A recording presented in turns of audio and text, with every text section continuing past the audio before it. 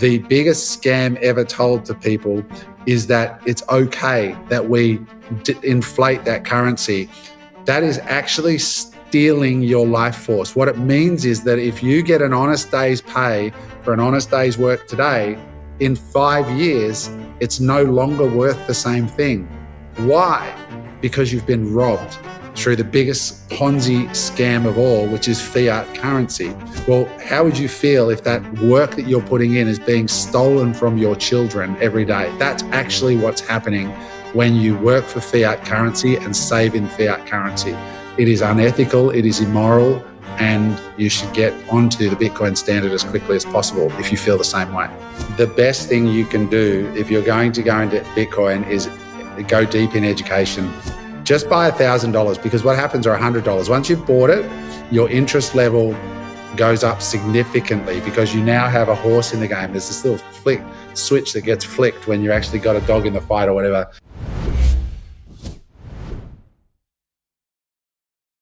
Welcome to G'day Bitcoin, where we cut through the noise. I'm your host, Sean. Today we've got a powerhouse in the world of entrepreneurship, investing, and financial independence, Adam Hudson. From growing up in Browns Plains to becoming a self-made multi-millionaire, early Amazon pioneer and investor across AI, SaaS, real estate, e-commerce, Adam has spent the last 3 decades mastering the game of business. He's built and sold companies, spoken on stage with legends like Richard Branson, Tony Robbins. Now he's here to talk about Bitcoin, the economy, and why a reliable income beats get rich quick every time. Strap in, this one's going to be a masterclass in building wealth for the long haul. Adam, how are you today, mate? I'm good. Great to be on an Aussie Bitcoin show. Love it. Yeah, it's not many Bitcoiners just in general in Australia. And let's just start the conversation there. I feel like the Australian mainstream media has this narrative or a bee in their bonnet in regards to Bitcoin. Most people still think it's a get-rich-quick scheme. It's a Ponzi scheme, magic internet money. The media doesn't help. The banks don't help. What are your thoughts about Bitcoin and Bitcoin adoption here in Australia? Look, Australia is quite backward in Bitcoin adoption. You know, I saw this recently because my wife, we're moving overseas shortly, and we sold some personalized number plates on her Tesla. We had the number plate EV, and we sold it for $25,000. And she said, "Let's go. Well, what should I do with this money?" And I said, "Well, why don't you buy some Bitcoin?" And she's like, "Okay, that's a good idea. Let's do that." So she put it into her ANZ bank and then tried to transfer it from ANZ to the exchange, CoinSpot it was actually, in Sydney. And no, I'm not kidding you. They were on the phone for 30 minutes. They asked her whether she was under duress, whether somebody was threatening her. Are you sure? And then it just went on. And this ANZ phone operator gave this lecture about, do you know the risks of buying Bitcoin? I'm like, it's her money. She's just, it's none of your business. You're a banker. It's none of your business what she is. You've ID'd her. You know it's her. She's told you. It was just a draconian. And I'm talking about, this is like, I don't know, in the last 6 months. So to me, it's just mind blowing. And I'm like, anyway, sooner or later, Australia will catch up, but we're not there yet. No, and hopefully we get a bit more of the sideways action while Australia wakes up. But I have a fear that they're going to wake up and the price is going to be a whole lot higher than where it is now. Flipping gears, so this is really where I wanted to start. Like, you're the host and the founder of the Unemployable media podcast. I was saying just before we went live, Adam, you guys, the co-founders or the co-hosts there, you guys are absolutely killing it. It's so amazing. I'll link it below. For everyone that hasn't seen it, you focus a lot on entrepreneurship, business, real estate, Bitcoin as well. But why? Like, you're 50, you don't look 50 at all. And I want to talk about that later in the show. But why get to like where you are, multi-millionaire, and you're like, I'm going to start a podcast? What was the thought behind that? Yeah, look, it was interesting. I kind of got to a point where I think I authentically had an opinion about things that I wanted to share. And I thought there was a distinct lack of diverse business or real business education in the space, like grassroots, where the hosts were actually building and running businesses now as podcast hosts, not talking about what's happening in the business scene in Australia as a commentator might, like an AFR podcast or something. I mean, real entrepreneurs talking about real things that, people are doing. So I rang a mate of mine who's one of the founders of MX Store, the biggest motocross online store in Australia, $100 million a year business with nearly 200 staff, and a couple of other mates who are also in business, and said, hey, what do you think about this? And none of us had done a podcast, but we saw what was happening with podcasting. We saw the attention economy. We saw the power of building trust with a large audience. And we just didn't know what we were doing. We just knew that we wanted to do it well. So we dropped a bunch of money into a proper studio and just started the cameras rolling. And we based it a bit off the PBD show with 4 people on the panel. So there's a diversity of people and personalities. Some people like me, some people like Eric, and some people like James and whatever.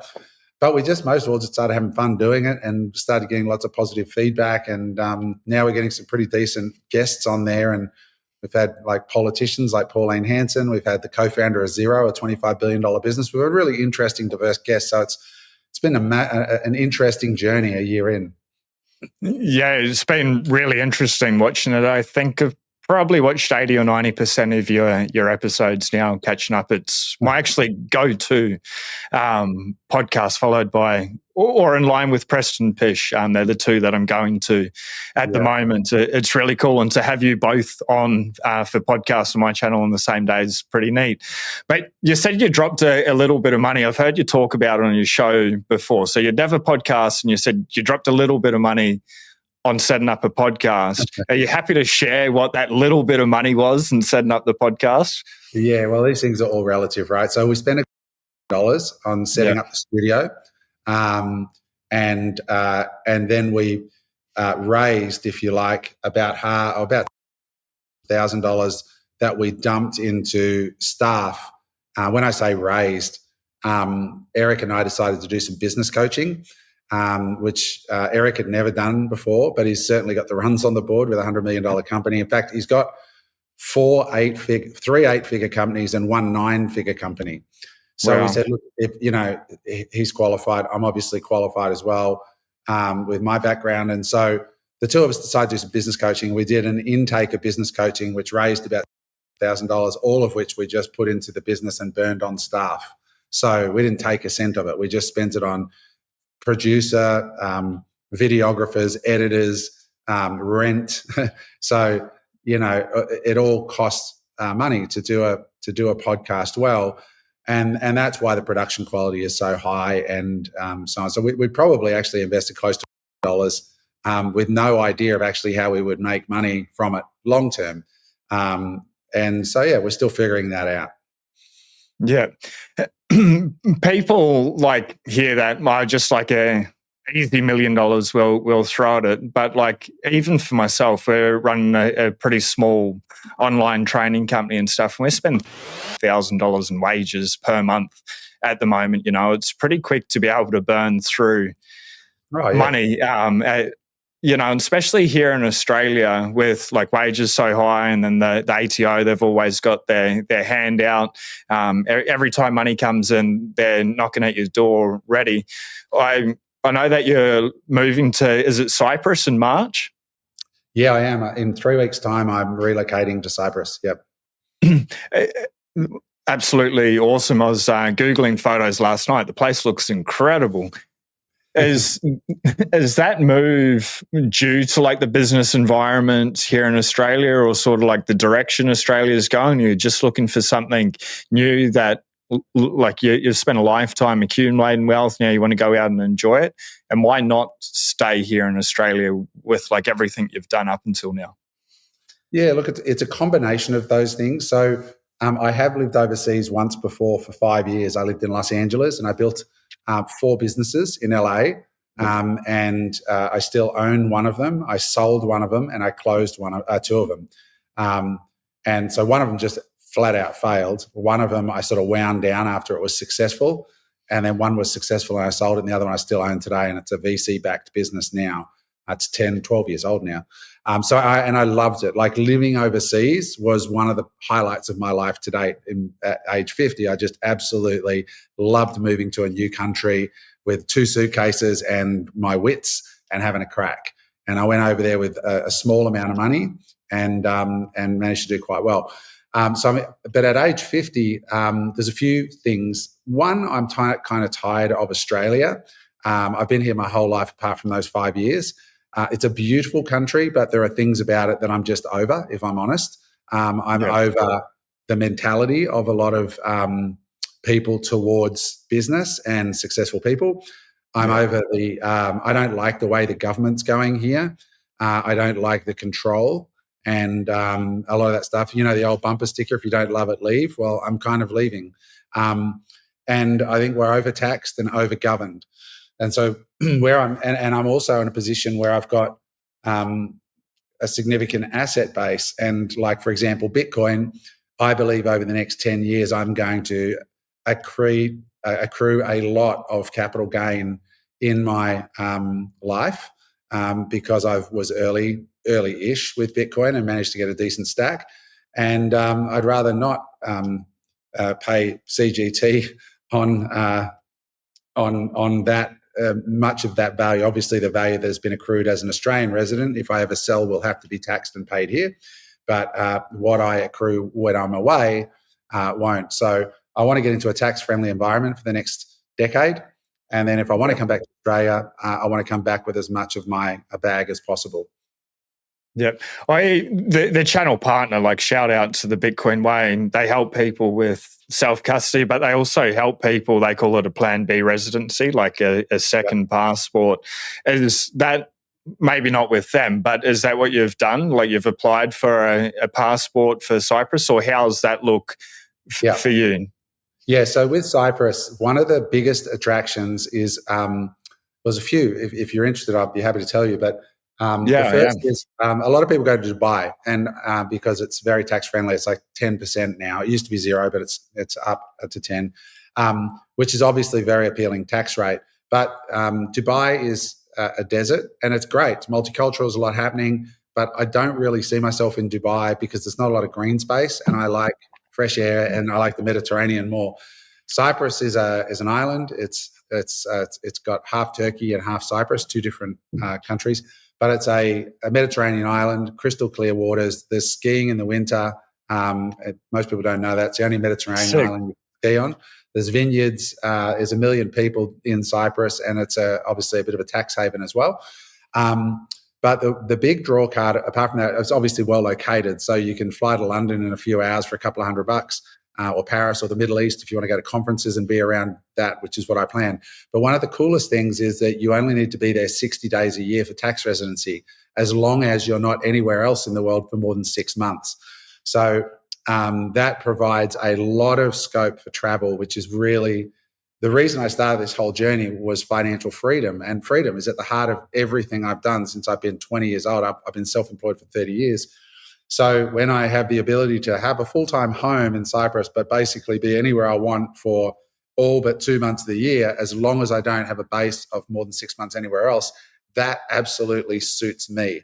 And to be a non-resident for tax in Australia, I will be fully out. I've sold all my property except the house I'm sitting in right now, which goes to auction tomorrow. But I'm fully liquidating in Australia. So I'll have no footprint in Australia at all other than a mobile phone number that I'll keep. So I will legitimately be a non-resident, and I give up all the privileges of residency as well. So, yeah. Yep. So when you say like non-residency, does that mean like you give up your Australian passport, or you still hold on to that? Yeah, okay. I'm still an Aussie, but I just don't get to. I can't be in Australia enjoying the roads and the clean air and then relatively uncrowded places. There are definite benefits to living in Australia. It's beautiful. Yeah. I wouldn't encourage any listener here to believe that you can live in Australia and set up a Dubai company and put all your money through Dubai. That's all bullshit. You actually have to leave Australia and not be a resident in Australia. And they're tightening and tightening and tightening. So I'm legitimately leaving the country. It's not a tax dodge. It's completely legal what I'm doing. Yeah, neat. And I just want to come back to the podcast for a moment. Like, it's called Unemployable, and I want to take this in 2 directions. But you did a podcast with Dan Martell, and he wrote the book Buy Back Your Time. That book, like I only read it at Christmas, and the changes that it's already made are pretty astounding for just like reading a book and being able to implement it. And so like I've been on a Dan Martell binge for probably like the last 9 months, and that podcast that just you and him did was absolutely incredible. It was the best podcast that I've listened to with someone interviewing him. But you'd actually met him like 10 years previous through one of his companies, I believe is Clarity. Mm-hmm. Yeah, I was a Clarity client. So Clarity is basically it's clarity.fm, I think is the website. But basically you can hire an expert by the minute over the phone on anything from branding to Google ads, whatever. But they're legit like proper gurus, and you can just book a time in their calendar and your credit card gets charged like Uber. At the end of the call, your card gets charged and they get paid and the platform keeps the middle. That was Dan's business. So I didn't meet him through that. We actually both went to an event put on by a guy called Yannick Silva. It was called Mavericks, and it was in upstate New York. And I went to it, and Dan was there before he was Dan Martell. He was Dan Martell, the tech guy, not Dan Martell, the social media guy. And we became mates over there, and he gave me some great advice when I was trying to build my first 8-figure business. Dan was one of the guys who I connected with and said, do this, this, and this. And I went and did it and built an 8-figure business as a result.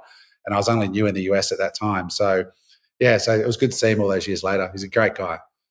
He seems like a really incredible guy, and something that I've noticed by watching like a lot of your podcasts and a lot of your old, like where you've been interviewed and stuff, it seems like even since you're sort of like 21 or a really young age, you've been a master at like networking, at like reaching out to people. And there's a story, I think you just moved to the US and you hired a plane and you took everyone like on a private jet to Vegas, which sounds like an incredible story. I'm sure you had an incredible weekend, but like coming down to it, you did that for a reason, as to be able to connect with people. So for people watching, there are a couple of takeaways or things that have helped you to be able to grow your network, because I strongly believe your network is your net worth. Well, it is. And people are just not creative, like when it comes to this, because they don't understand the value of it. I don't think that they don't, a good example, it is name dropping, but a mate of mine that everyone knows is Grant Cardone. And Grant says, it's not who you know, it's who knows you. And that doesn't come without real proactivity, right? Here's a couple of examples of creative ways that I've done it. So when I got to the US, I didn't know really anyway. I knew maybe 2 or 3 people, and I thought I want to build a network of entrepreneurs really quick. So I joined a networking group that met every Saturday in Los Angeles, and it was like $200 a month to be part of. But there was like 100 guys that came together. It was called METAL, Media Entertainment Alpha Leaders. And we had like Elon Musk come and speak there when it was like 100 of us. Yeah, we had, so we had like the head of NASA another week. We had the guy who founded Angry Birds. We had the most incredible speakers because LA is just such a hotbed of incredible talent. And I thought, how can I expand my network? So I rang up a private jet company and said, how much is it for a private jet from LA to Vegas and back? And they gave me the quote, and it was like 20 grand. And I thought, look, that's probably going to be worth it to me. And I reckon I could probably fill, there was like, I think it was 18 seats on this plane. And so I said, all right, how much do I need to lock it up? And they said, give us a deposit of $4 grand or something. So I did that. Then I contacted the 3 or 4 people I knew. I said, hey, look, I've just booked this private jet. Here's the photos. I want to fill it with guys that are doing, and this is me with my small Australian mind, $1 million a year minimum turnover to come. And we're going to go out to Vegas. We're going to stay at the Bellagio. We're going to go race the supercars on the racetrack. The whole thing's like 10 grand a head, but you got to be doing $1 million a year to come. And I broke down what the 10 grand covered. There was no margin. There was no profit. It was just actually everything that it really cost. And within like a week, all 18 seats in the plane were booked. And the average turnover of the guy on the plane was $15 million US. I just moved to America. And they're like, oh, Adam, nice to meet you, man. This is cool. Nobody does this sort of stuff. This is so awesome, blah, blah, blah. So I got to meet 18 multi-million-dollar business owners, and all I had to pay was my own way on the plane. And from that time on, doors just flew open for me because one thing we did at the Bellagio, I said we each got to do a 30-minute presentation on our business, who we are, what we do, what we're looking for, how we can help each other. And so we sat there and just learning about everyone's businesses. Then we go blast Ferraris and Lambos, and then we go out to the Michael Jackson show or whatever was on. And I did stuff like I had a business that I was trying to start, and I needed highly influential people. And it was a premium SMS marketing platform that I had access to. So I thought, I want to get Kim Kardashian and Donald Trump. And I thought, how do I get them? And so I literally just looked up the Trump organization in New York City, rang the front desk, and they're like, Trump organization, this is Carol. And I'm like, how do I talk to Donald? They said, well, you'd have to go through a PA. And I said, who's that? And they said, it's blah, blah, blah. So I hung up the phone. Then I went to Google and I said, cupcake stores in New York near Trump Tower. And I found a cupcake store. I sent a dozen cupcakes up to her saying, please, please, please put me on Donald's, schedule for 5 minutes. I've got a business idea to pitch him. And she rang me and said, thank you so much for the cupcakes. Look, Donald's not going to take the meeting until you know what it is. So tell me what it is. And I said, it's a premium SMS thing. I want to sign him up and we'll promote it, He'll get paid 50%. I'll get paid 50%. She said, let me call you back. She called me back, said he wants $1 million up front. And then if you do that, he'll do it. And it was from cupcakes. So I didn't get to talk to Donald, but I got to talk to the lady that talked to Donald. And I've still to this day got Chris Jenner's phone number in my phone and emails from her. I literally just emailed their management and she emailed me back personally. So you've just got to be creative sometimes to get these meetings and to create network. But Australians are just so poor at being creative. I will find a quick story on this. We had a guy on the pod just recently who's got a software business, young entrepreneur, and he said, he's specialized in a particular area. I've got a mate who has a very big business that's perfect for him. And he said, could you introduce me to him? And I was like, look, I don't know you that well. I said, let me ask. And my mate said, look, here's the guy in my business to talk to. Email him. And he never got a response after 3 or 4 weeks. And he rings me back and says, oh, can you call your mate again? And my mate's worth a few $100 million. I'm like, mate, I'm not going to just keep bugging him about your software company. I said, this is what you should do. Go online, go to Dan Murphy's, get $1,000 bottle of Grange and send it to his assistant and say, I'm bribing you to take my call. This is $1,000 bottle of wine on me. Enjoy it. But I'm going to guilt you into giving me 10 minutes to pitch you. He goes, oh, well, why didn't I think of that? And I'm like, exactly, bro. You got to pay to play, right? You got to get creative. 100%. And then something that you touched on earlier, in Australia, tall poppy syndrome for the international audience. Here in Australia, if anyone's going outside, they're being exceptional, they're doing what they should be doing as a man, as a founder, as an entrepreneur, whatever. That's like crabs in a bucket. They want to draw them back in. But my wife and I were over in the States and you could do the smallest thing and everyone is so excited for you and they have your back and there's applause and they're just so chuffed. But do you reckon that maybe has a part to play? People don't want to be seen less than in front of their peers. So they sort of temper themselves back. They hold themselves back because they don't want to be singled out. Oh, mate, 100%. Our culture. I think some young people today give me a bit of hope because they are a little bit less like that in Australia. But yeah, Aussies, unfortunately, we have this terrible, aggressive streak in us that doesn't. We don't seek information. We just want to be confirmed what we already know. We think it's clever to know the answers to everything. We're just as, in America, they really do want you to win and they understand the value of connecting and serving in business. I remember one of the first guys I met, Tom Marchisello in San Diego, investment banker. And I met him randomly at an event. He goes, hi, I'm Tom, how you doing?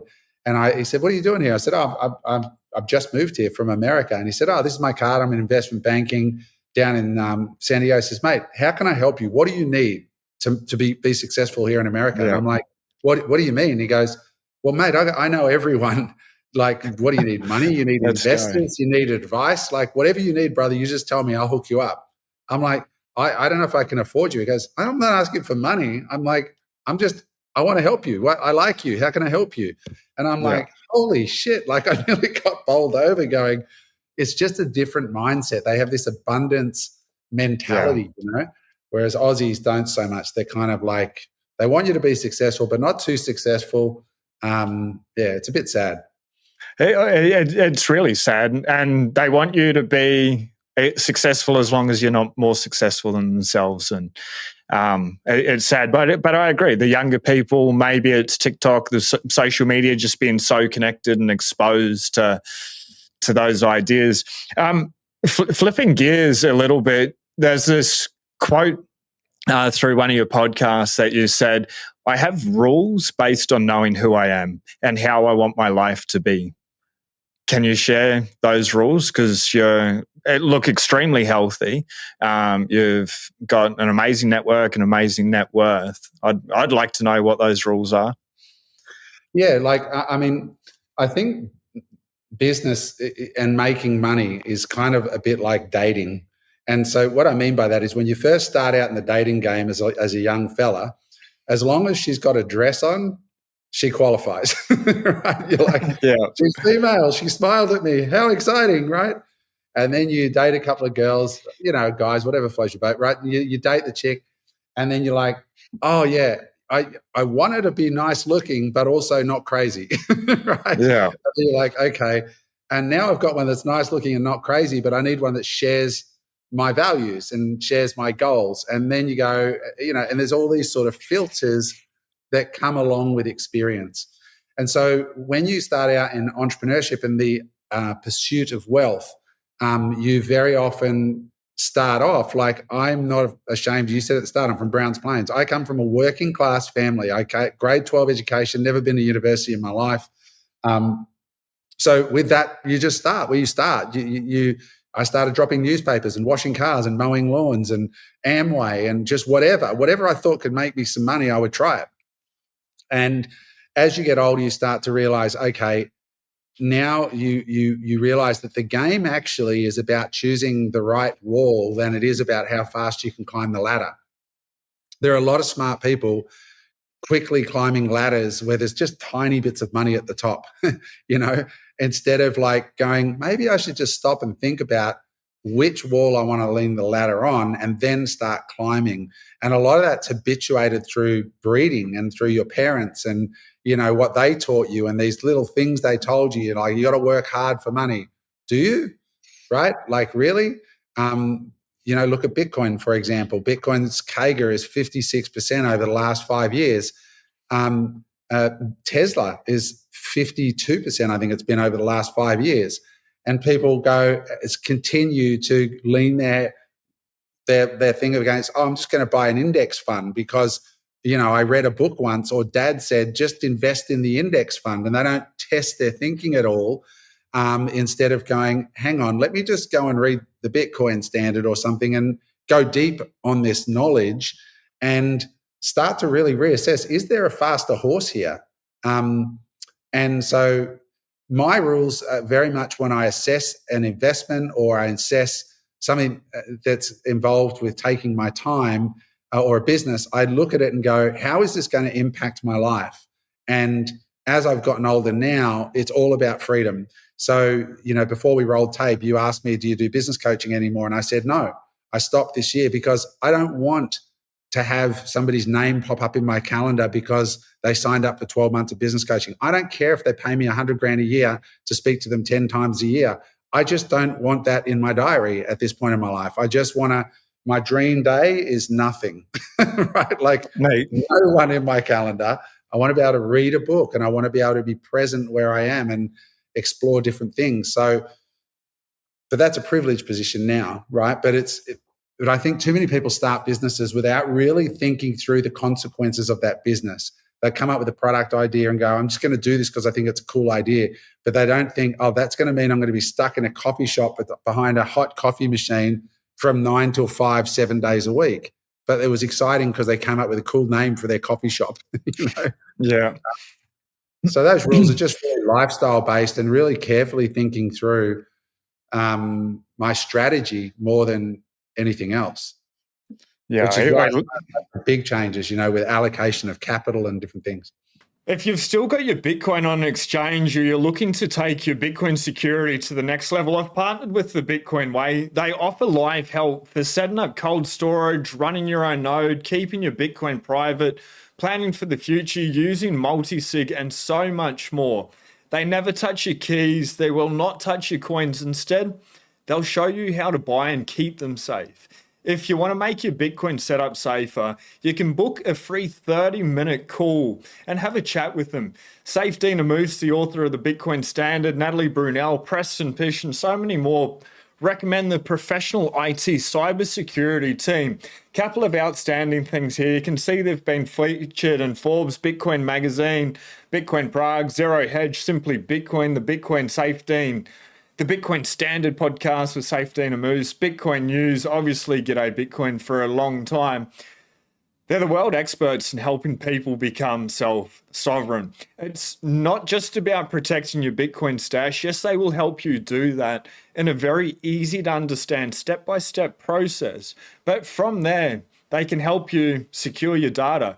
They are your personal cybersecurity IT experts. And then step number 3 is getting a second passport, a Plan B residency.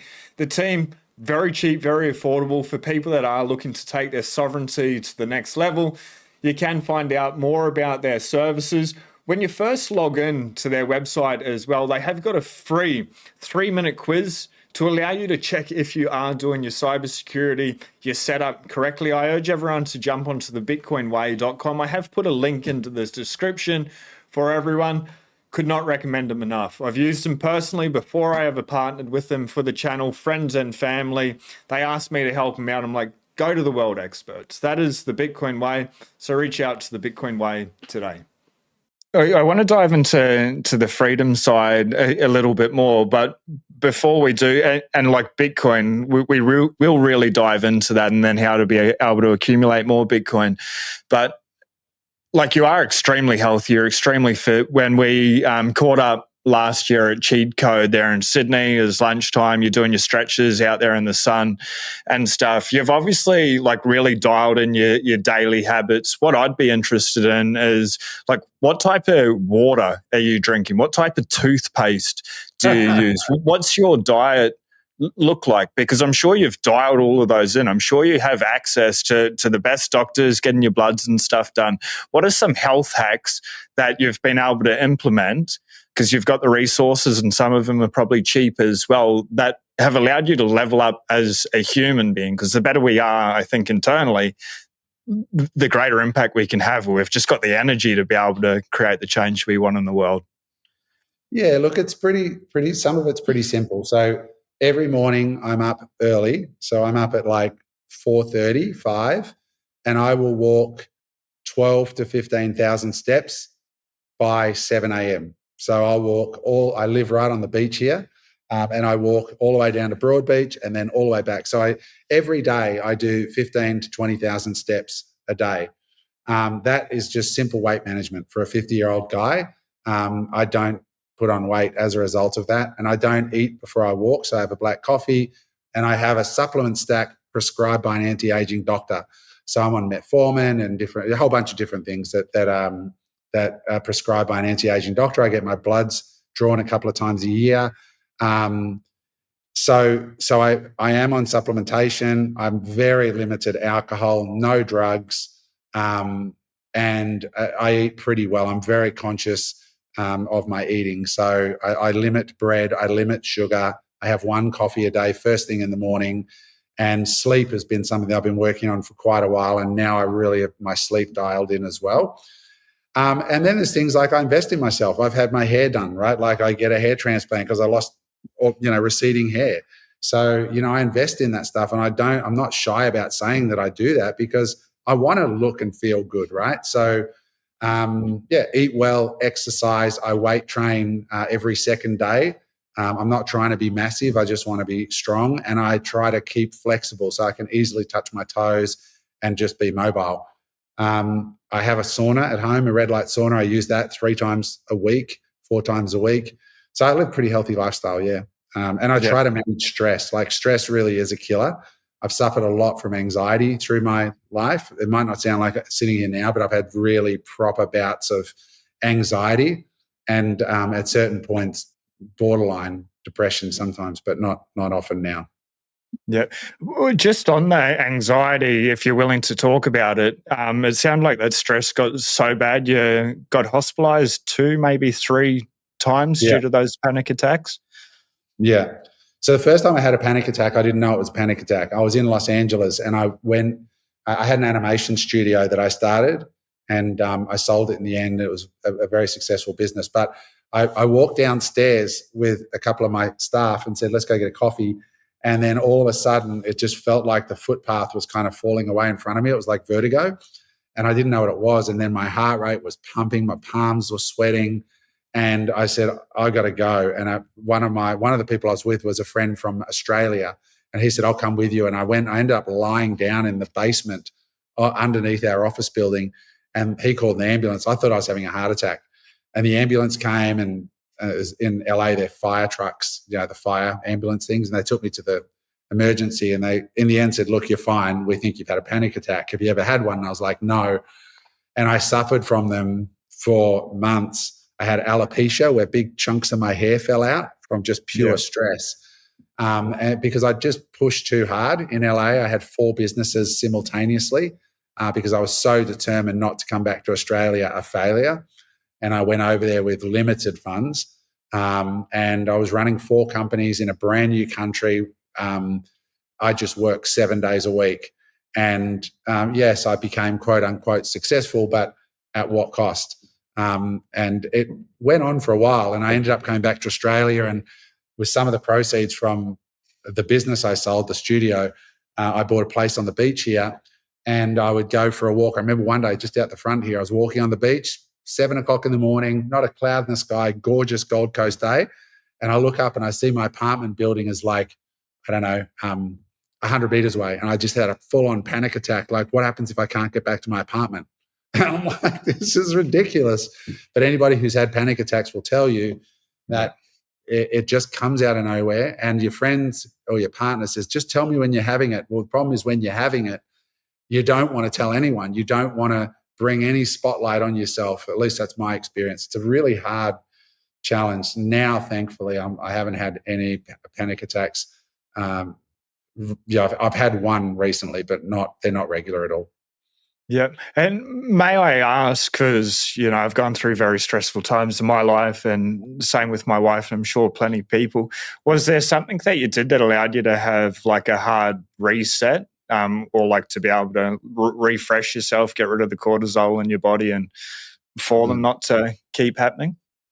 Yes, I went to therapy and got help. But one of the most useful things that I did that a therapist taught me was she got me to get a piece of paper and just write in the middle me, like Adam, and put a circle around it. She goes, all right, extend out and write in this circle business, and then over here family, over here health, over here anything else into these bubbles. Now let's just focus on business. Now draw out all the things that you're thinking about that are on your mind. And I was like, it just pop, pop, pop, pop, pop, pop, pop. It was like popcorn, right? And then it was like family, pop, pop, pop, pop, pop, pop, pop, pop, pop, And then I looked at this piece of paper, and I needed a bigger bit of paper. Wow. And at the end of the exercise, I'm like, whoa, and it was the first time I'd actually physically seen what my poor mind was processing and dealing with, and my soul was dealing with. But at the same time, I had it all now contained externally within the 4 boundaries of a piece of A3 paper. And there was something in me that just relaxed that little bit, like, thank God I've been heard. This little voice inside going, see, Adam, that's what I'm dealing with. You need to slow down. And then I went on a retreat with a dear friend of mine. He wasn't then, I didn't know him then, but his name's Rick Cowley. And I went to a retreat called Vision Quest. And vision is with a Y. And I flew over to Bali at the behest of a friend of mine who said, you've got to go do this retreat. And it was at that retreat that I made massive changes. It's a 7-day live-in retreat. And I had people trying to buy my animation studio before I left Los Angeles. And I rang the broker and I said, it's for sale. This is how much I want. And a day later, I had 2 letters of offer for more than I was asking, including cover letters from both companies saying, this is why you should sell to us. And I signed the paperwork on Lombongan off the coast of Bali in my board shorts, went back to America, picked up my check for a bunch of money, and then went back to Australia and bought a home and started again. So, it was a real journey, but that was really helpful, the writing it all down. And are you still like journaling daily or getting your thoughts out into paper or every so often? Yeah, so I use this Remarkable. I have it with me everywhere, and I journal it almost every day. And a Remarkable is just a digital device to journal in. It doesn't do anything except write. There's no notifications. There's no apps. It's like an iPad that is just a notebook, and it's terrific. On that, so it's called Remarkable. After this, I'll try find a link to put in the description because I saw you bring it up one other time, and I'm really interested. And I was saying to my wife, like at night I'll be reading, and at night time I read on the Kindle because it's got the backlight. It's got an amber light. I know it's still a fake light, but it's better than having the ceiling ones on. But I always want to be able to write notes and stuff, and it's hard when like the rest of the room's dark. Does that have a backlight in it by any chance? It does. Let's go. Cool. And you can, all your notes, what's cool about it is it can sync with the cloud on your computer. So let's say you're online and you want to read a PDF later, you can just drag it into the cloud app, and then on your Remarkable, it's sitting there and you can annotate on it. And every note that you take, it can read. So you can search for notes, and it's really, really cool. Remarkable. It's remarkable. So that makes sense. But anyway, look it up. It's a great device. I highly recommend it. Remarkable. I'll put that in the description for everyone, and I'll probably end up doing a review. It's not something that I've done or in line with the channel, but I think any of these things that we can use just to streamline our life a whole lot more. I do want to talk about Bitcoin and obviously how people can create wealth, and especially here in Australia and the US as well. You've lived in both countries, but before we do that, I think like the whole point of wealth is to be able to do good in the world, whether it's friends and family or the wider community, to be able to create change. You, for yourself, for many, many years, have been helping restore eyesight over in Indonesia. So just wondering if you're willing to share that story, because it's been going on for a very long time. You've funded like a mobile hospital to be able to do it. You've probably hundreds, if not thousands of people personally, you've given them the gift of sight, which you talk about a lot better than I can do, but like giving them their freedom, their autonomy back. And so they don't need to be a pariah in society, but they can like do good. I guess like where'd that idea come from? And then like, what's that journey been like, and why is it important? I love that. So I had a very successful business making millions of dollars a year profit, and I wanted to do something to give back. And so I was flying between Australia and Los Angeles, and I watched a documentary on the plane about kind of like Fred Hollows, but it wasn't Fred Hollows. It was just about cataract surgery for people in third world countries. And there was these 2 little girls that had never seen their parents. They were born with these congenital cataracts, and they were going over the sea on this little like tinny with their mum and dad to go to the island to get their eyes done. And then they got the eyes done, and after the surgery, they open and can see the voices that belong to their mum and dad. And I'm sitting in business class crying like a little baby myself. And when I got off the plane, I rang my PA in Australia and I said, listen, I've just watched this documentary. Please find a charity that we can support that does this work, but I don't want to just write a check. I want to actually go, and I want to take clients with me so that we contribute and we go and experience this firsthand. So we went through about 3 or 4 organizations before we found one in Bali called the John Fawcett Foundation. So I flew to Bali and I met John. So John's from Perth, and the second half of John's life, he spent dedicated to healing the blind of Indonesia. He had a very special affinity with them. And he created a mobile hospital, which they told him was impossible because it needed to be stable, because it's very accurate surgery that has to be done, very sensitive ophthalmology machines and so on. So he invented a stable mobile hospital. They had 2 of them in Bali. And over the years, he'd done 100,000 eye surgeries.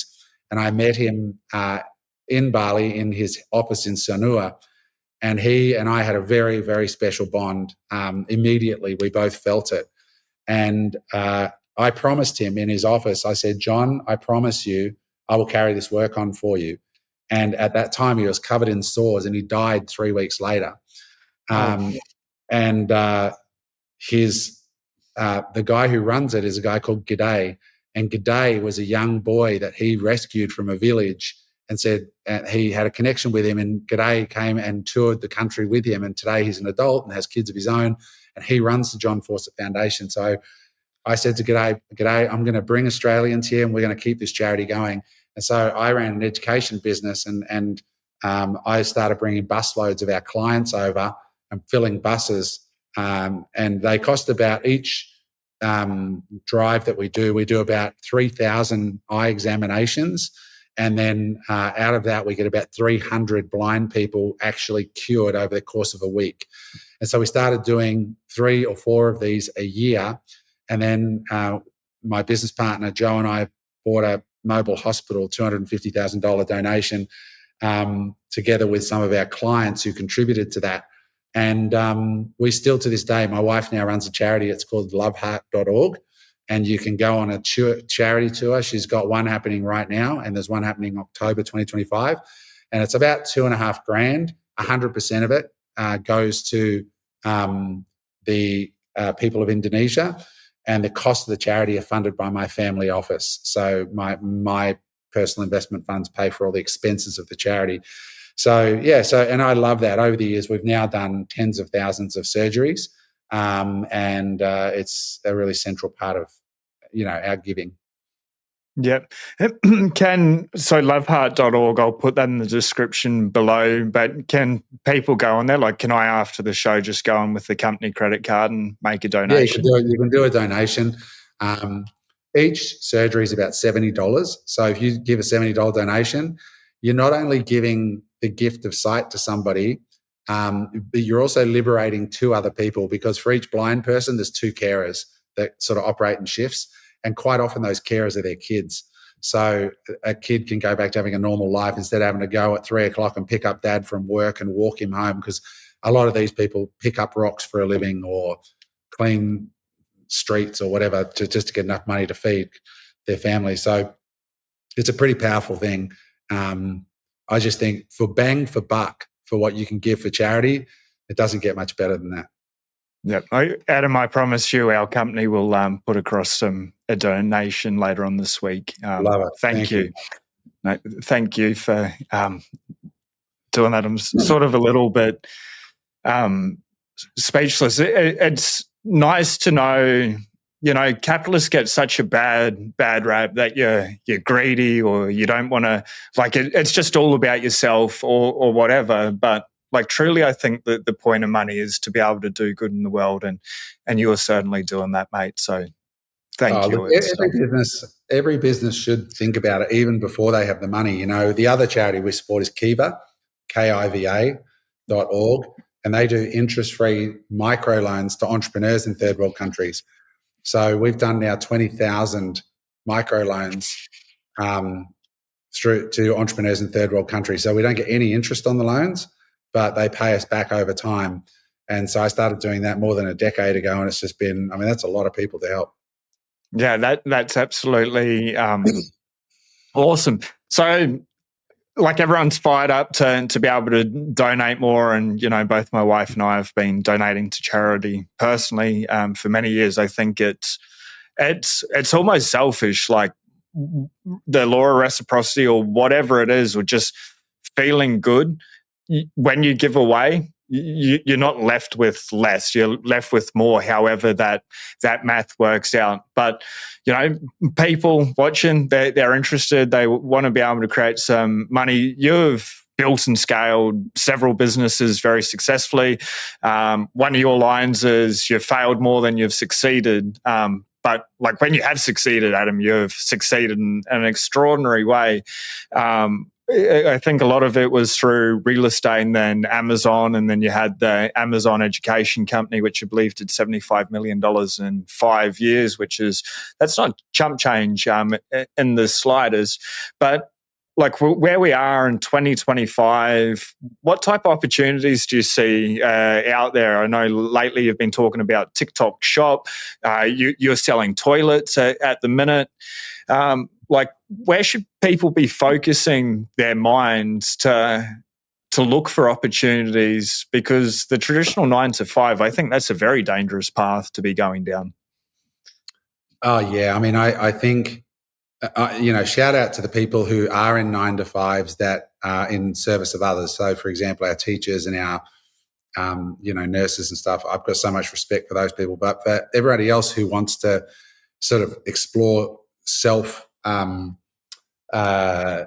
employment, I think the areas are, and depending a bit on the age, but I think artificial intelligence, there's huge opportunities in AI.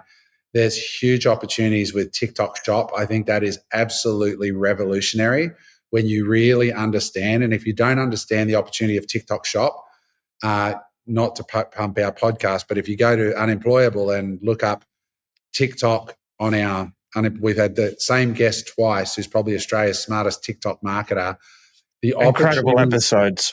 Yeah, the opportunities are not just for people who want to create brands, but for anybody, even if you've got no social media skills or following, you can actually make money on TikTok Shop by promoting other people's products, even if you don't want to be on camera, which is what's mind-blowing.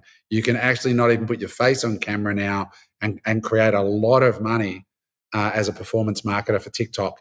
So I'd really encourage people to look at that. I think it's an incredible opportunity that requires no capital and no experience and no social followers or skills, really.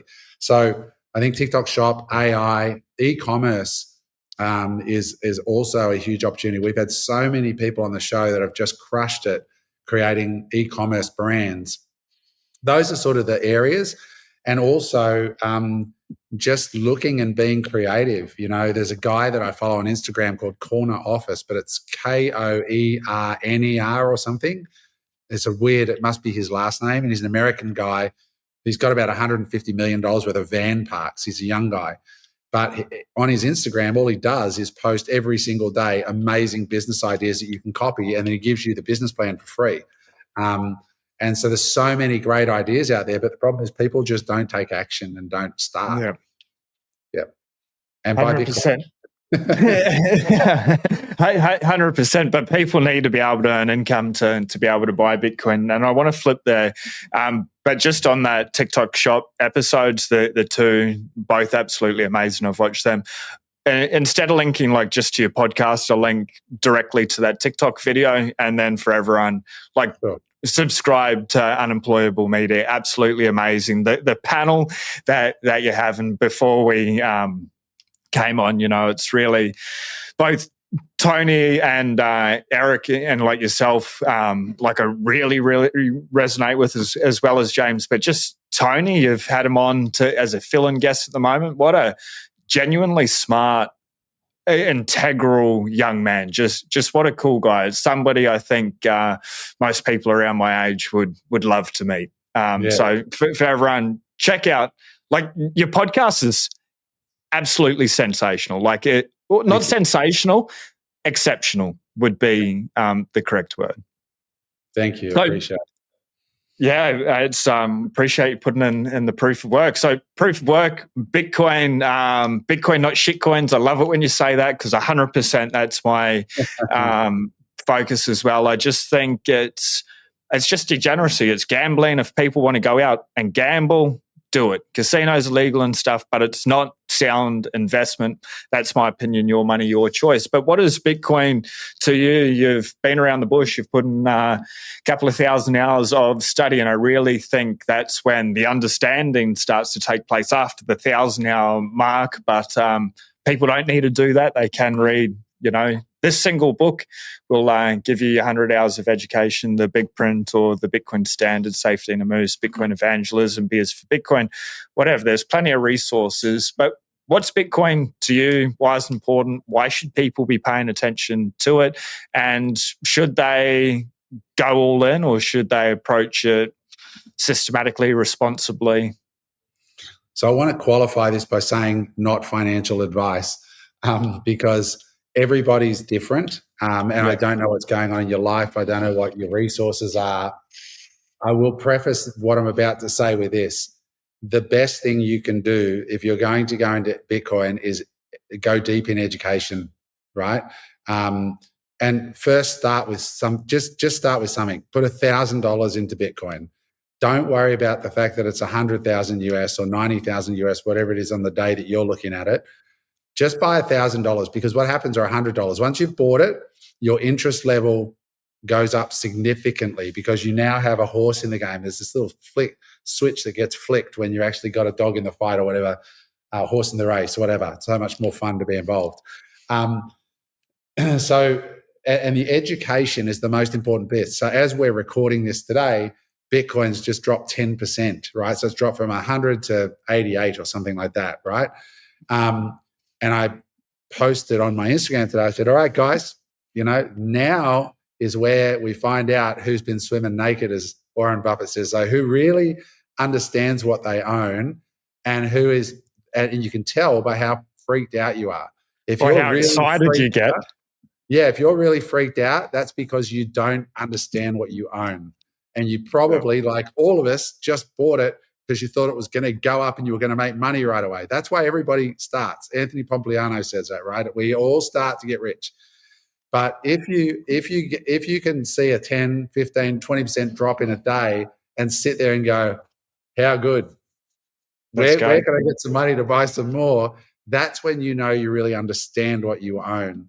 And so education is the thing that will keep you in the game long enough to not lose money in Bitcoin and make it, right? So everybody who hates Bitcoin are the people who bought and sold too soon, didn't wait for a full 4-year cycle. I don't think there's anyone alive who's owned Bitcoin for 4 years and is underwater. So it's a case of just staying through a full cycle. But what it means to me, look, there's so many reasons that I love Bitcoin and why I've been accumulating it and accumulating it and accumulating it. What keeps me here is the more I learn, the more it aligns with my spiritual values. You start for money and you stay for the morals. And you study for the fact that it is honest money, it is sound money, it is free speech, it is respect, it is anti-war. Now, you might be thinking, wait a minute, how can it be anti-war? How can it be free speech? Well, these are all wonderful learnings that are waiting for you down the Bitcoin rabbit hole, But most of all, I encourage people to think about this very simple fact. When you go to work, you expend real life, real time that is finite. You have finite resource called time. And when you exchange that time for fiat currency, the biggest scam ever told to people is that it's okay that we inflate that currency. That is actually stealing your life force. What it means is that if you get an honest day's pay for an honest day's work today, in 5 years, it's no longer worth the same thing. Why? Because you've been robbed through the biggest Ponzi scam of all, which is fiat currency. Whereas in the world of Bitcoin, there is no money printing.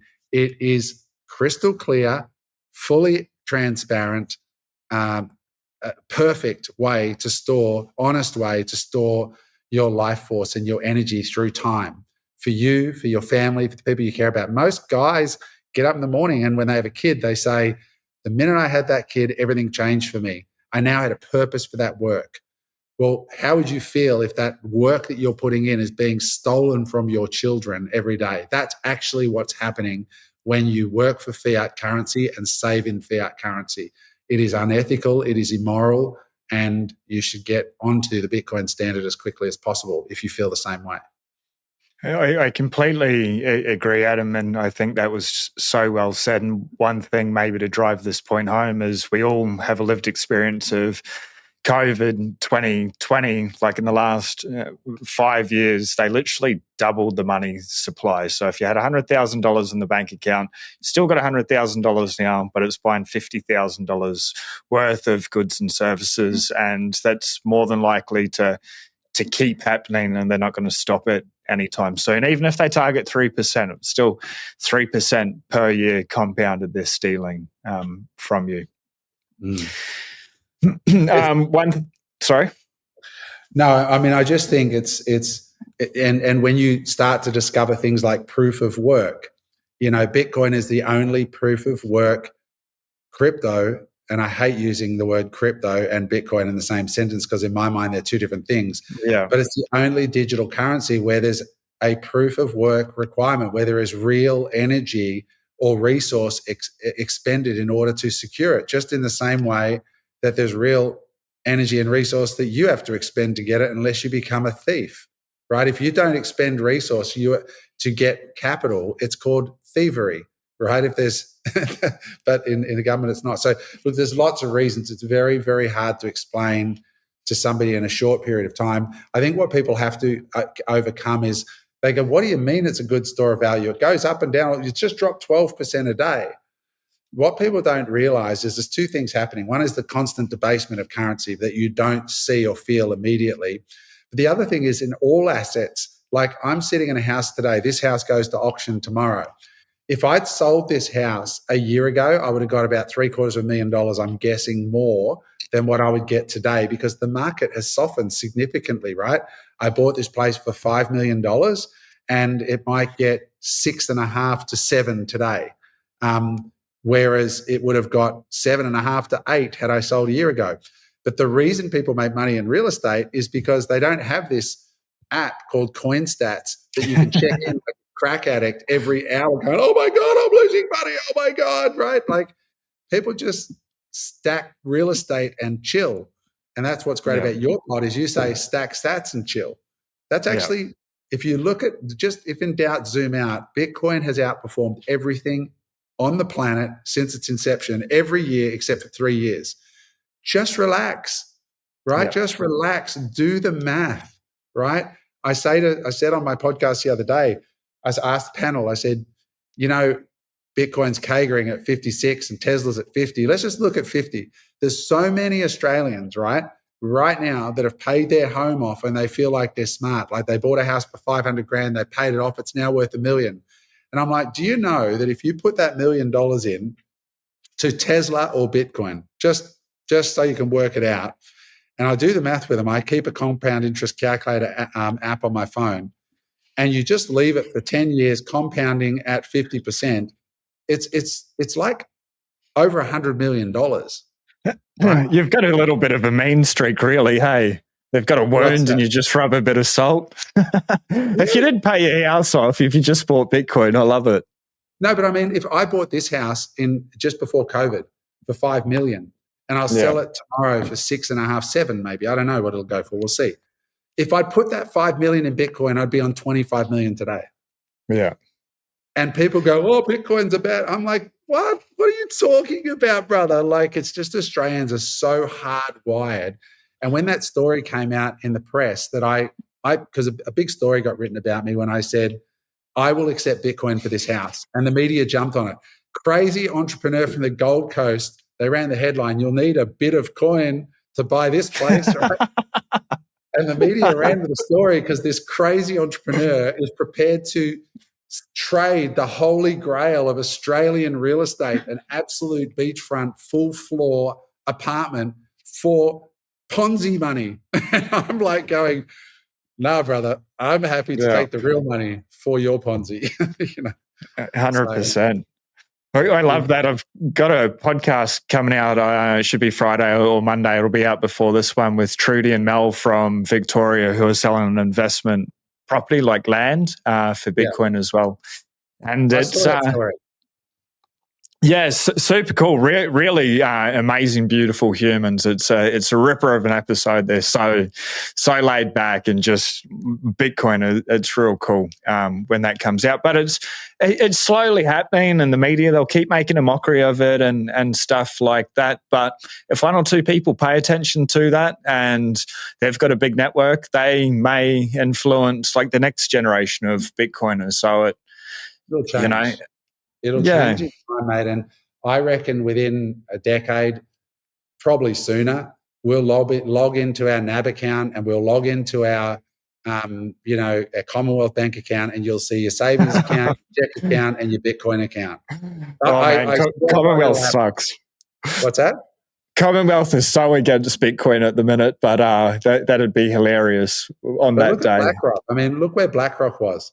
Larry Fink was like, Bitcoin's money is a scam, blah, blah, blah. Now it's like, Bitcoin's like the most exciting thing ever. Like it'll change in time. Yeah. Now, talking about change, America went pretty much from a very left-leaning government to a very right-leaning government, or like in the middle, like left and right is so mixed up and just fucked up and distorted, I guess. But either way, Trump's gotten in. I'd like to hear your perspective. Someone that's lived there for a while, you're a businessman, you're an entrepreneur, you understand like the world of money. And I had a real cool conversation with Preston this morning. We touched on a little bit, but I'd like to hear your thoughts on what Trump's doing with Doge specifically, and if you've got any take on him launching the Trump coin the day before the inauguration. Yeah. So Trump remains a real conflicted area for me. There's parts of him I love, and there's parts of him I really don't love. And I think as a human being, I don't particularly like Donald Trump. And a lot of people are surprised when they hear me say that. As a person, I think he's really deeply flawed. As a leader, I think he's spectacular in some areas and god awful in others. So speaking directly to the Trump coin, I think it is absolutely disgraceful that you have the president of the United States promoting shitcoins. I just think that is the wrong look for a president to be involved in that, and for his son to be tweeting out, now might be a good time to buy Ethereum, buy the dip. I'm just like, because so many people go, well, the son must know something, right? It's like the ultimate insider trading. It just feels wrong to me that a president should do that. So that hopefully answers your question now. I don't think it's a great idea. As to Doge, look, I love the theatrics of it, but at the end of the day, it's not going to do jack shit to fix the American dilemma with their debt. And here's why. Doge has already been ring-fenced, 75%. So there's been 5 government agencies that have been ring-fenced that Doge cannot touch. Defense, Medicaid, Medicare, etc. Right? There's 5 of them. Those 5 that have been ring-fenced are 75% of the federal spending, and they're growing at nearly 15% CAGR a year in expenditure. So of the remaining 25% that Elon can take his chainsaw to, how much fraud is there in that? What is it, like 10%, 20%, 30%? Like, how much cost cutting can he really do in that 25% that's excluded from the 75%, which is sacred, that they can't touch? It's great. And look, I think it's good if they cut, a couple of $1 trillion out of the budget, and it's the right message. And I love the fact that the government's being held accountable and all of that. But it's like a fart in the wind compared to the actual problem of their debt. And their debt is actually at a point now where it's gone into acceleration mode, and that's just math. So something needs to happen over there, and will happen, because it's math, which is one of the reasons I own Bitcoin. Yep. I was talking to you before, but Lawrence Lepard, The Big Print, I urge everyone to read this book. It very much describes what happens on this tail end that's coming up. Talking about books, you're saying you really like the spiritual side of Bitcoin. The Tao of Bitcoin by Scott Deedles is a really cool discussion on that spiritual side of things. But if I did my research correct, you're friends with the author Seth Godin? Not friends. I've had Seth on my show. I've interviewed Seth, and I'm a fan of Seth, but I'm not friends with Seth, so to speak. But I have massive respect for him. He's one of my favorite authors. Yeah. Yeah. Sorry, I got that one wrong, but as you listening to one of your podcasts, you got me onto the book, The Dip. And I thought that was really amazing because we're always told like not to quit, but sometimes quitting is the right thing.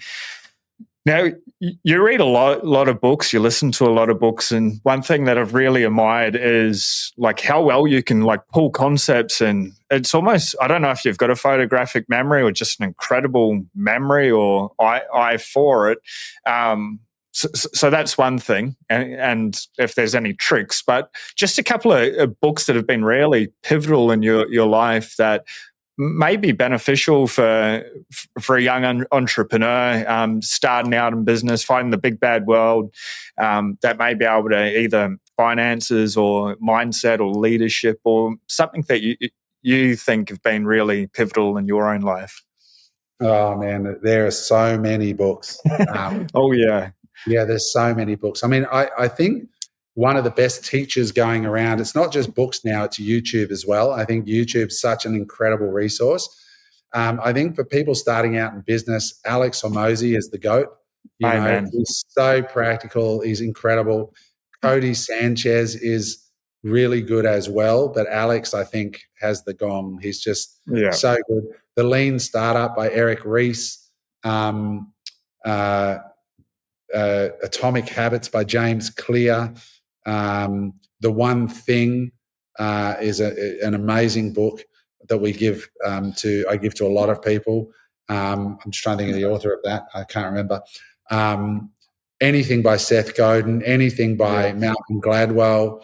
You know, there's so many, but I think for a lot of people, Alex Hormozy is just so practical and so articulate and just an absolute, an absolute beast. Dan Martell's great as well. There's lots of great guys out there. Yeah. Yeah. No, I love that. Obviously, we've put your links below. You're big on Instagram as well.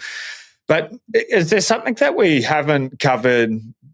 Like, do you have something in your heart that do you have a message that you'd like to share? Maybe it's about the charity or your business or just like where you are in life. And like what I'd be really interested in is you said like entrepreneurship's not easy. Like it's bloody hard, but you've done it anyway. And you couldn't do a 9 to 5. You're just unemployable, hence the name. But is there something maybe that I didn't ask that you would have liked brought up in any capacity? Oh, look, I think a lot of your audience, a lot of my audience and your audience probably overlap. And, I think a lot of people are still trying to find that business idea to create the discretionary cash flow. It's lovely to buy some Bitcoin, but if you're buying just tiny bits, do it. Keep doing it. Don't stop. But what really needs to happen is you need to have a sort of big move so that you can get like $1,000 a week or $5,000 a month or whatever, that you get becomes meaningful, right? The reason I am where I am today is because I have meaningful sums of money coming off a business, right? That's where the alpha is. So you need to sort that out to sort of have a meaningful bit of uplift.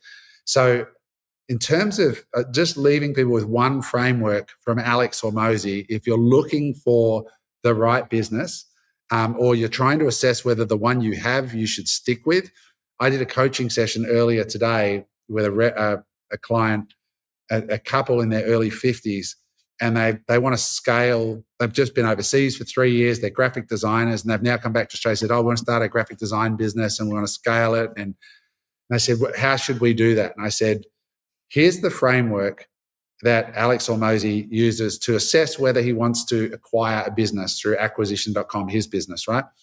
Number one, are you feeding a starving crowd? That's the first one. Number two, can that crowd afford the thing you sell? Number three, can you reach that crowd at scale, right? Through social media, or how do you actually connect with the people they're going to buy from you? And number four, is it a growing market? And so this couple in their early 50s, I said, number one, is starting a graphic design branding agency where you're charging $4,000 a month for a retainer to develop their brand. Are you feeding a starving crowd? Not really. I said, Canva exists now. A lot of small business owners use Canva because it's amazing and it's way cheaper. Can they afford what you sell? Maybe, but mostly they're going to choose Canva because it's good and it's cheap and it's fast. Yeah. And number three, can you reach them, or how do you reach these people? You're going to run ads on Google and say no, it's just too hard. I said, I wouldn't do this. And the fourth one, is it growing? No, it's declining, because technology is making it easier and faster for entrepreneurs to get their own branding done in an afternoon by using Canva templates. I'm just launching an e-commerce brand with my son, Josh, and he's 25, and in like 4 weeks we did everything to launch the business. We did the logo, we did all the copywriting, we did it all through ChatGPT, and Canva cost us nothing, and it looks amazing, right? And so I said, don't do that. Go into a business where you're really truly feeding a starving crowd, and be objective. So much time and money gets wasted with people chasing things they're passionate about or believe in, rather than being objective through a really structured framework like that one that Alex teaches, where you just there are dumb people that are doing the right businesses. I don't care if you're in the Melbourne Cup and you're trying to win the race on a dog, you're not going to win. It doesn't matter how good a jockey you are. You've got to get on a good racehorse. And that's, again, when it comes to investing, I think Bitcoin is the racehorse that's going to win. I think Tesla's the racehorse that's going to win.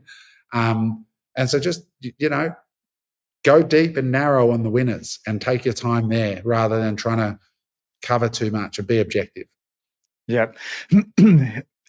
I'm having a trouble not covering too much because you're such a fascinating person. But I guess where we can wrap this up and talking on this point to be able to drive it home is at dryflush.com. You've helped people create or sell $500 million in Amazon products. So you've created many millionaires, multiple millionaires. 3 billion we did, not $500 million. We did 3 billion. 3 billion. Yeah, our network of clients have done 3 billion sales. Yeah. Okay, so you've created lots and lots of people, financial independence. So you've helped them; they've done their own work. You presented it, but people, when it comes to business, and me in my younger years, or even before, what we're doing now, wanted to do what I wanted to do because I thought it would be good. It'd be a nice to have, and because I liked it, other people would like it. But that's probably not the most profitable or the best use of our time. So, I know you're selling these toilets at the moment. Can you talk a little bit about that? Because it's, you always say it with a laugh on your face. Well, look, the funny thing about that is, after being the Amazon teacher, so I spent 5 years building Amazon businesses myself with no inkling to start selling a course. So then I started selling the course, and the course made millions of dollars, right? But I legitimately was an Amazon seller for 5 years. And then when I started teaching, I couldn't keep running the Amazon businesses because the Amazon coaching business became so big. Like you said, $75 million in sales, 17,000 students who did $3 billion in sales. And that's not a bullshit number, because I own a software company, which I still own to this day. You can look it up, zonguru.com. Our clients plug their Amazon account into our software, and our software does a lot of automations and stuff. So we actually know how much they're selling by the minute, because we provide the dashboard back to them. So it's not a bullshit number. There's a real number. Anyway, after that, when I got out of the education business, I was like, at the end, people, of course, say, that guy's full of shit. He stopped selling on Amazon 3 or 4 years ago. He's a teacher. You know what they say? You can't teach, right?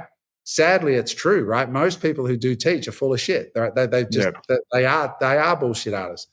And I started to have this little grain of doubt in my head going, can I still do this? Am I full of shit, right? So then I found this electric toilet, and I found it because I invested in an entrepreneur who wanted to start a retro caravan business. And I gave him one of my warehouses to work out of. I gave him all the startup capital, and I took equity in the business. And I sold the first caravan. I took the sales calls coming in, and I worked for free for a year for him just to try and help him get going. And I sold the first caravan, and the caravan buyer was a lady who said, I'll buy it, but I don't want that chemical toilet. I do not want to deal with chemical toilets. They're disgusting. And I didn't know what a chemical toilet was because I'd never used one. And then I looked up online that it's basically empty your poop out with this chemical in this little hole in the ground. I'm like, oh my God, that's disgusting. And so she said, look, I'll get one of those gas ones that cook the poos. And I looked up and I rang the company called Cinderella, And they said they're $7,000, but you can't put one in a caravan because we won't warranty it because it'll shake it around too much. It's dangerous. You can't do it. So I rang back and I had an $85,000 caravan sale pending a toilet. And so I started Googling all over the world, and I found this amazing toilet out of America called a dry flush toilet. And as soon as I ordered 2 of them and I got it to Australia, and as soon as I saw how it worked, I'm like, this is a great product. And I rang the guy, Doug, and I said, Doug, can I get the rights to Australia? And he said, heaps of people have asked for it, but everybody wants to drop ship. Nobody is willing to put up the money to get a full container and all the accessories and the bags, because if you're going to sell these in Australia, people have got to be able to get the bags. You can't sell the toilets and not have the bags on hand. So I said, how much would that order be? He said, it's about 250 grand Australian. So I said, give me 24 hours. And I went onto Google and I looked up Google Trends to see how many people were looking for camping toilets. And it's 30,000 people a month in Australia looking for camping toilets, disability toilets, caravan toilets, all that. And I thought, I reckon I can sell these. So I said, done. I'll send you the money. You send me the container. And then I started selling them. And today that business is a very successful business.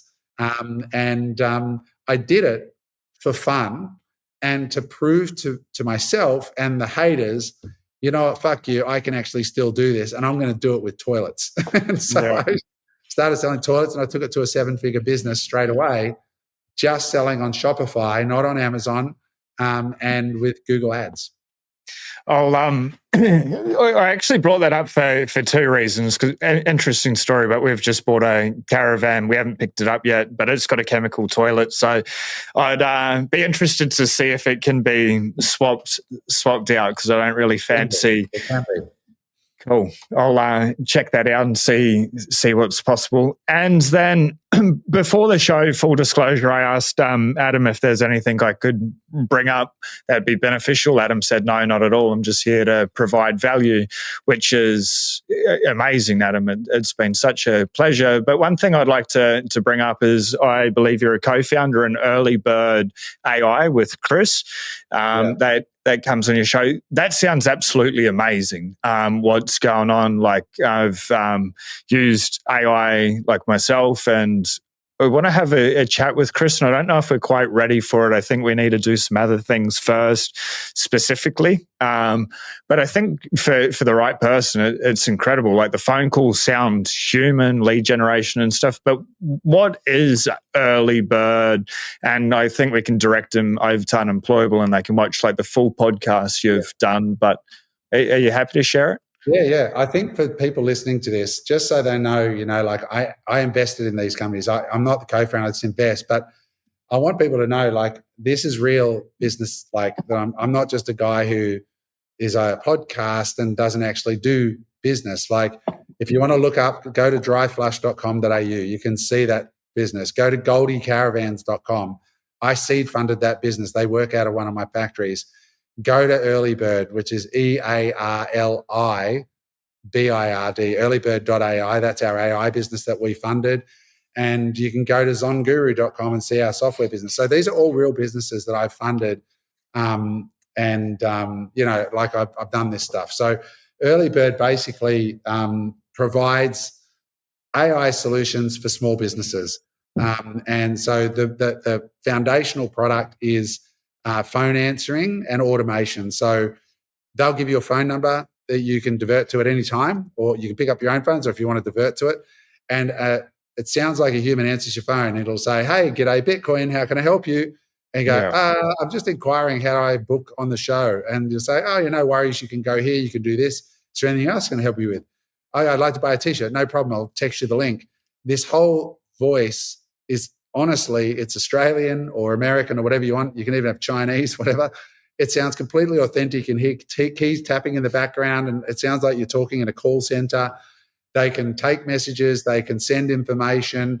You can have it do outbound calls as well. So it can call through your list of customers who've bought a certain product off you and ask if they need more, or whether they'd like to book in for an appointment, or it can handle all the text inquiries. So if you've got a website and somebody sends in an email at 1 a.m., it can immediately respond in an intelligent way and answer their question. And it sounds like it's a human that's written it to you. It'll use their name. It's not preset templates. It's actually AI typing based on what they've said. So it's really clever. And we started a year ago. My son Josh actually works there, and he's starting his ecom business on the side. So yeah, so go and check it out. If you've got a small business, get your phones answered 24/7. Get your online inquiries answered 24/7, and they can take you through a free demo and show you how it works. And yeah, it's very cool. Yeah, it is really cool. And that podcast that you did with Chris, and he shared why he was doing it. Wow. What a moment that was in the conversation. But Adam, for who you are, the impact that you've made in the world, the impact that you'll keep making in the world, I truly appreciate you coming on the show today. My pleasure, mate. Thanks for having me. I hope it helps one person at least. Yeah, that's all we're aiming for. For everyone else, if you haven't already, hit subscribe if we vibe. Please do something nice for yourself, for somebody else. Have a beautiful day. Be blessed. Peace.